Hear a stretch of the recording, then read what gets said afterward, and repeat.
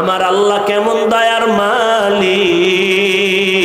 ও বান্দা, পাহাড় সম পরিমাণও যদি গুনাহ করো, আল্লাহ রহমতের দরজা দিয়ে ডাকে, বান্দা তওবা কর, আমি জীবনের গুনাহ মাফ করার জন্য রেডি।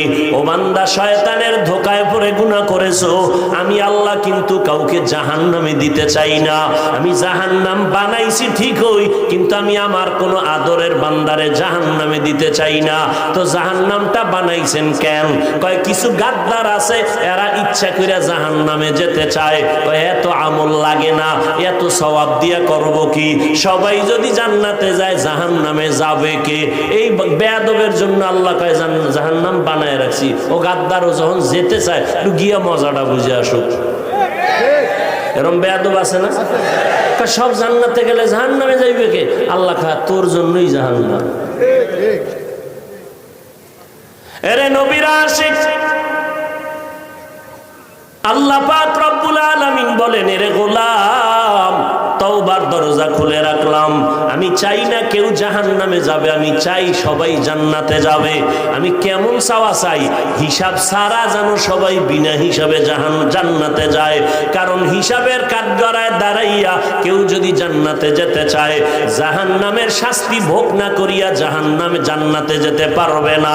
এরে নবীর আশিক, বিনা হিসাবে যদি জান্নাত পেতে চাও, আল্লাহর ওয়াদার হলো মুসলমান না হইয়া কবরে আসবা না। মুসলমান হইয়া কবরে যাওয়ার মানে কি?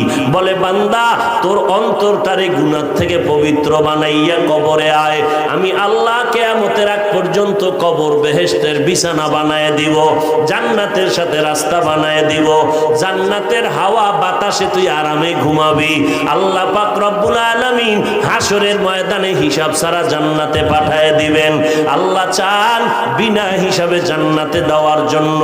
যদি বিনা হিসাবে জান্নাত পেতে চাও, তওবার মাধ্যমে বান্দা গুনাহ থেকে অন্তরকে বাঁচাও। পিছনের গুনাহ থেকে বান্দা ইস্তেগফার আর তওবা করো, আর গুনাহ করবা না। সামনের জীবনে যেন গুনাহ না হয়, তাকওয়া আল্লাহর ভয় অন্তরে জমা করো। একা একা পারবা না, কারণ শয়তান চতুর্মুখী ষড়যন্ত্র করতেছে।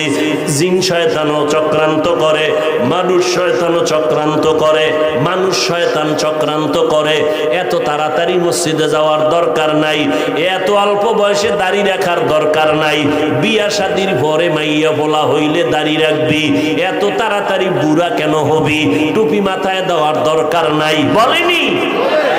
মানুষ শয়তান, ওই মানুষ শয়তানের প্ররোচনায় পড়বি না রে বাবা। তওবা কর, একজন খাঁটি আল্লাহওয়ালার সাথে সম্পর্ক রাখো।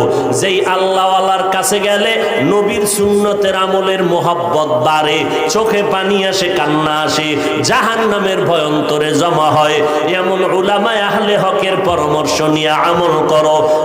আর ফাঁকে ফাঁকে তোর মা যদি থাকে, মা বাবা থেকে একটু দোয়া নিয়ে চল। কারণ মা বাবায় যদি মাথায় হাত দিয়া দোয়া করে দেয়, আরশে আজিমে পৌঁছতে সময় লাগবে না। ওই মা বাবার দোয়া নিয়ে সামনে আগাইও।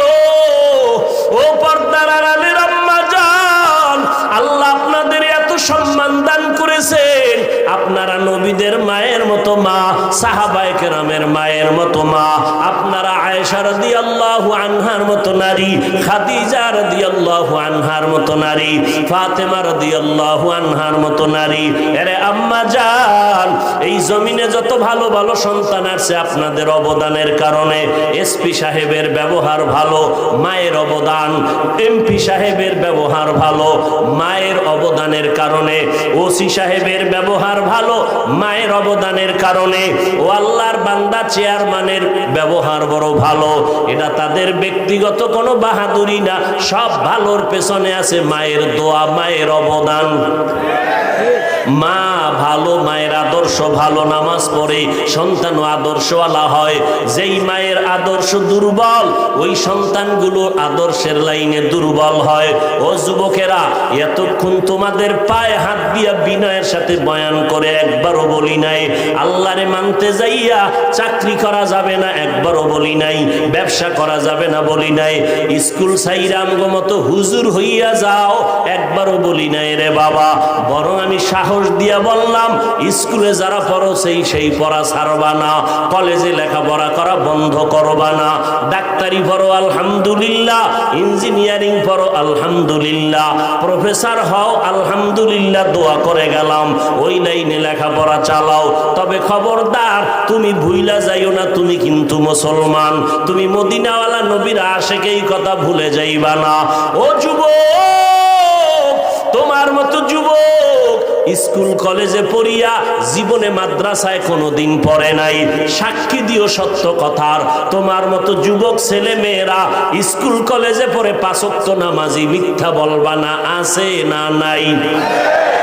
তোমার বিবেকের কাছে প্রশ্ন, আল্লাহ পশুরে আকল দেয় নাই ভালো মন্দ যাচাই করার, আশরাফুল মাখলুকতের আল্লাহ পাক বিবেক দান করেছেন, তুমি বিবেক দিয়া জবাব দাও, তুমি কেন নামাজ পড়তে পারো না? তোমার মতো যুবক র্যাব, আর্মি, পুলিশ, বিডিআর এর চাকরি করে 5 বেলার নামাজ পড়ে, তুমি কেন পারো না রে বাবা? তোমার মতো যুবক সন্তান রাস্তায় গাড়ি চালায় 5 বেলার নামাজ পড়ে, তুমি কেন পারো না?